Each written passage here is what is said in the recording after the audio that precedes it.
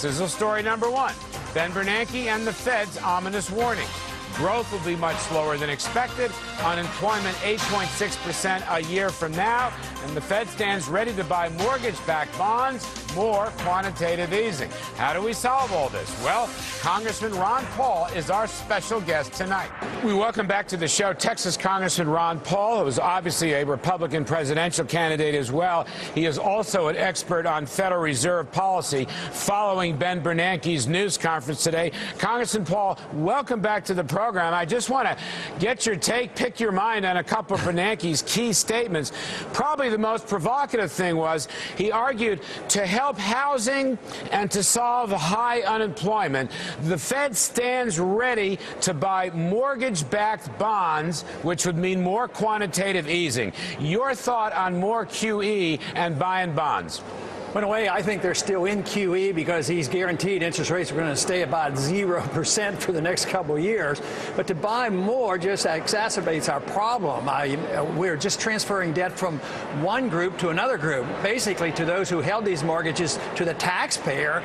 And I see no benefit from this whatsoever. I think we don't get the correction that we need. We need some of that debt liquidated. We need some of that malinvestment taken care of. We need prices to go down. So he's doing, from my viewpoint, exactly opposite of what he should be doing. Well, that's interesting because some of the reporters asked him, given his relatively gloomy assessment of the economy, I mean, unemployment is expected to be near 9% even a year from now.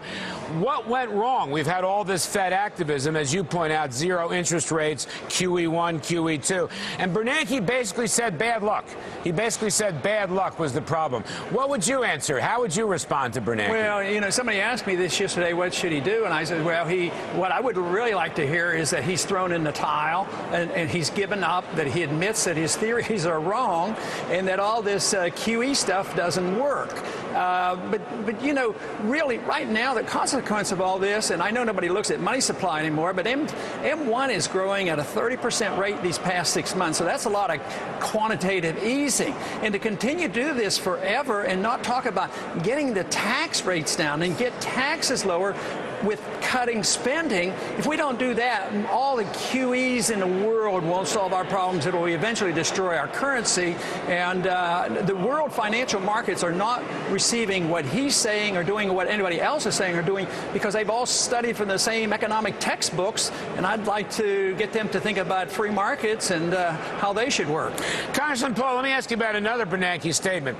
He maintains that inflation is not going to be a problem. This despite the fact that, as you may know, the consumer price index up 3.9% last 12 months. Oil and energy prices still historically rather high. He says inflation's not a problem, and therefore the door would be open to Fed easing. That was his implication. Your comment on inflation, sir? Well, I think he's wrong, and I think the inflation is here because I start with the increase in the money supply, and I've already mentioned that. But I don't believe the government statistics on the CPI, because if you look at this from the old measurement of CPI, actually it's over 9%.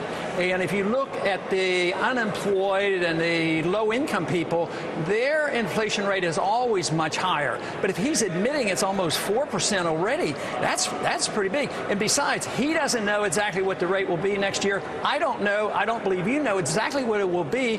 It could be much, much worse because there's a lot of factors that go into pushing prices up. But we know that the stimulus has been put out there, and all we need to do is have a multiplier effect, and this thing could get way out of control. And eventually, I believe that's what's going to happen. All right, $1.6 trillion in excess reserves on deposit at the Fed could go into it. Let me ask you about another one. Bernanke was asked about Republican criticism of his policies. You, of course, among them as a Fed expert. You've been very critical of Bernanke.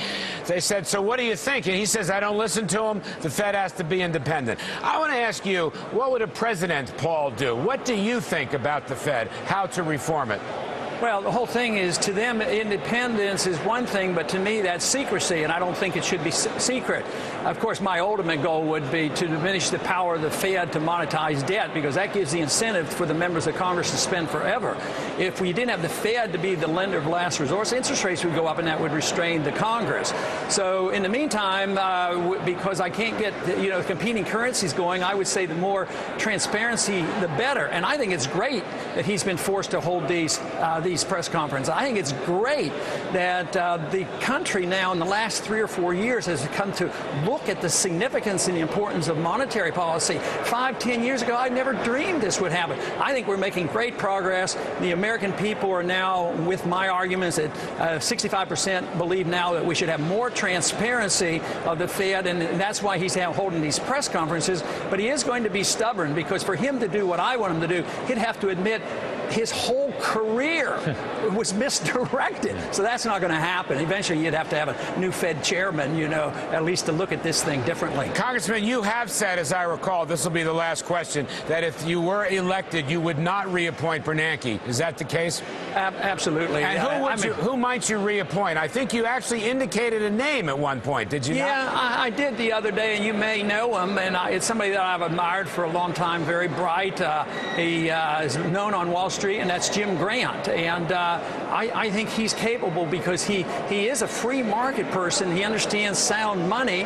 And I think if he had to work within the system, he would be able to restrain the Fed money machine as much as anybody else could. All right, Jim Grant is an old friend of mine and a frequent guest on this program. Congressman Ron Paul, thank you for helping us, sir. Good luck on the campaign trail.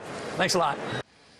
All right, by the way, Jim Grant is a staunch advocate of gold. Interesting that Ron Paul would like to see Grant run the Fed.